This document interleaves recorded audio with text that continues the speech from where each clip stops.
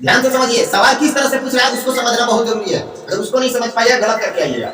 सवाल ये पूछेगा आपसे कि क्या पूर्णांक संख्याएं पूर्ण संख्याएं हो सकती हैं? हाँ, हो सकती हैं। लेकिन सवाल ऐसे पूछे कि क्या सभी पूर्णांक संख्याएं पूर्ण संख्याएं हो सकती हैं? नहीं। पूर्णांक संख्या में 0 से लेके अनंत तक इसमें मिल रहा है ना, तो ये सब को हम पूर्ण संख्या बोल सकते हैं। लेकिन इसके अलावा अगर इसके बारे में बोले तो इसको हम पूर्ण संख्या नहीं बोल सकते। तो हमारा सबसे पहले जो टॉपिक है उसका नाम है प्राकृत संख्या। तो हम लोग बात करते हैं प्राकृत संख्या के बारे में। प्राकृत संख्या आखिर होता क्या है उसको समझिए। 1 से लेकर के अनंत तक की संख्याओं को प्राकृत संख्या कहा जाता है। किसी को कोई डाउट है? इसी को दूसरे तरीके से हम क्या बोल सकते हैं कि गिनती की संख्या को प्राकृत संख्या कहा जाता है। तो गिनती की संख्या कहाँ से स्टार्ट होती है? 1 से। अब 1 से लेकर के 100 तक क्या गिनती की संख्या 100 तक ही होती है? नहीं, उससे आगे भी बढ़ सकते हैं। 101, 102, 103, 104, 105 जहां तक जाने की इच्छा है सब गिनती ही है। समझ गए? हमको सिर्फ 100 तक सिखाया जाता है। आप आगे तक भी जा सकते हैं, उसको भी गिनती के नाम से ही जाना जाता है। समझ गए? तो अब हम यहाँ आपको उदाहरण दे रहे हैं कि आखिर कौन कौन होगा प्राकृत संख्या के अंतर्गत।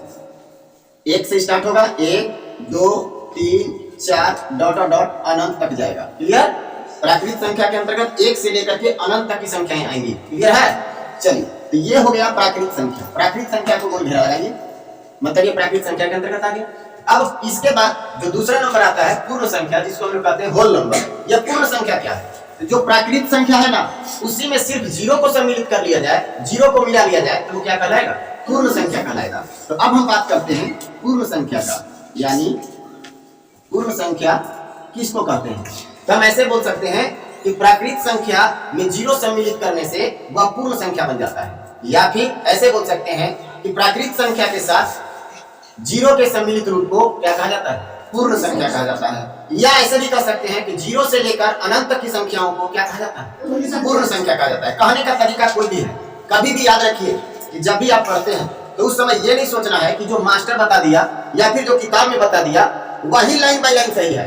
हाँ, भावना वही होना चाहिए। आप अपने तरीके से भी उसका उत्तर दे सकते हैं। समझ गए? ऐसा नहीं कि मास्टर ने लिखवा दिया एक तरफ से उन्हें रटना ही है, तनियो मानी एने ओने हो जाएगा, फिर अपन मन से हम बोलेंगे तो शायद नंबर कट जाएगा। गलत बात, ऐसा नहीं होता है। आप अपने विचार से चलिए, अपने विचार से लिखिए। हाँ, जो बताया गया उसी संदर्भ में आपको बताना है। उसी संदर्भ में का मतलब उसी सेंस में जो हम बोले हैं वही सेंस में आपको बोलना है। उसको बोलने का तरीका अलग कर दीजिए, कोई अंतर नहीं पड़ता है। समझ गए?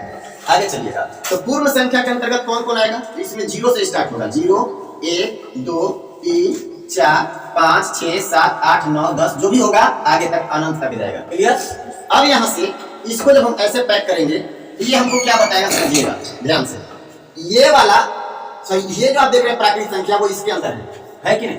क्या पूर्ण संख्या इसके अंदर है? नहीं है। यही हम समझाना चाह रहे हैं। ऐसे बोल बनाने का अर्थ क्या है वो समझिएगा। सभी प्राकृत संख्याओं को पूर्ण संख्या बोल सकते हैं, लेकिन पूर्ण संख्याओं को यानी सभी पूर्ण संख्याओं को प्राकृत संख्या नहीं बोल सकते। क्यों नहीं बोल सकते? ध्यान से समझिएगा।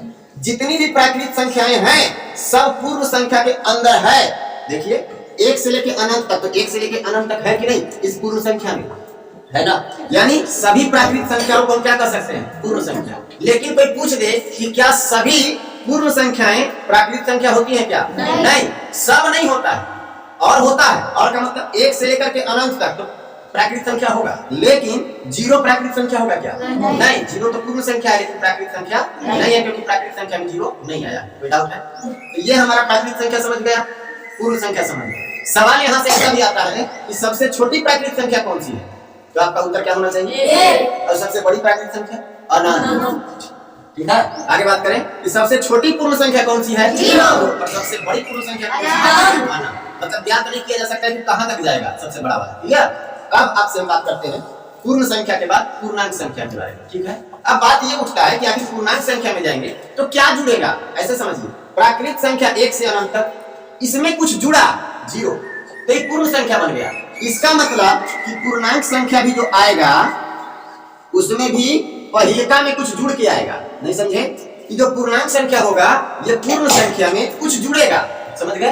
तो पूर्णांक संख्या किसको कहते हैं? ये कैसे परिभाषित करें सर? परिभाषा किसे देंगे? तो आपका उत्तर ऐसा होगा कि वे सभी, या फिर ऐसे बोल सकते हैं धनात्मक, ये धनात्मक संख्या हो गया, धनात्मक संख्या, और अभी हम ऋणात्मक इसमें सम्मिलित करने वाले हैं। धनात्मक संख्या, ऋणात्मक संख्या तथा जीरो के सम्मिलित रूप को क्या कहा जाता है?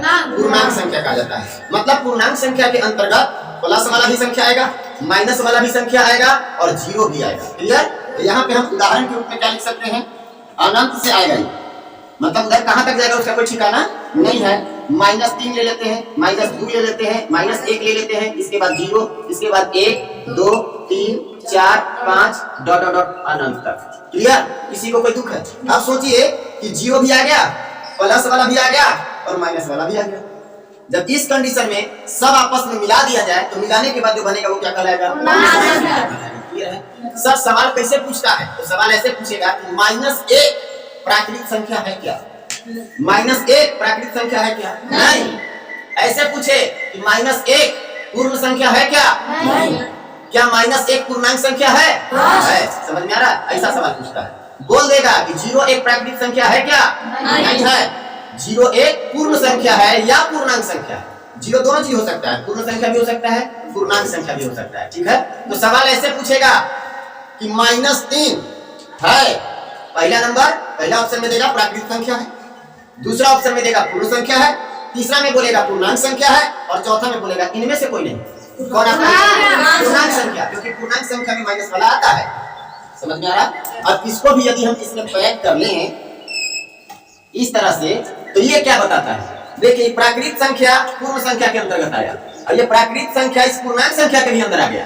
देखिए पूर्णांक संख्या के अंदर ही प्राकृतिक संख्या है और पूर्ण संख्या के अंदर ही ये प्राकृतिक संख्या है। इसका मतलब सभी प्राकृतिक संख्याएं पूर्ण संख्या भी हो सकती हैं और पूर्णांक संख्या भी हो सकती है। क्लियर? अगर सवाल हम पूछे पूर्ण संख्या के बारे में कि सभी पूर्ण संख्याएं प्राकृतिक संख्या होंगी क्या? नहीं। लेकिन सभी पूर्ण संख्याएं पूर्णांक संख्या होंगी क्या? हाँ, क्योंकि सब के सब इसमें मिल रहा है। अब इसके बारे में पूछे कि क्या सभी पूर्णांक संख्याएं प्राकृतिक संख्या होंगी? नहीं, क्योंकि प्राकृतिक संख्या में 1 से अनंत तक है, 1 से अनंत तक वाला तो है लेकिन ये सब इसमें नहीं मिल रहा है, इसीलिए हम पूर्णांक संख्या को प्राकृतिक संख्या नहीं बोल सकते। आगे सभी पूर्णांक संख्याओं को पूर्ण संख्या बोल सकते हैं क्या? नहीं। पूर्ण संख्या 0 से लेके अनंत तक को बोल सकते हैं, बाकी जो माइनस वाला है इसमें नहीं दिख रहा है, इसीलिए आप इसको पूर्ण संख्या नहीं बोल सकते हैं। क्लियर है?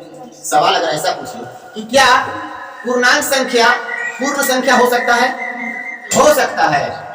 ध्यान से समझिए, सवाल किस तरह से पूछ रहा है उसको समझना बहुत जरूरी है। अगर उसको नहीं समझ पाइए गलत करके आइएगा।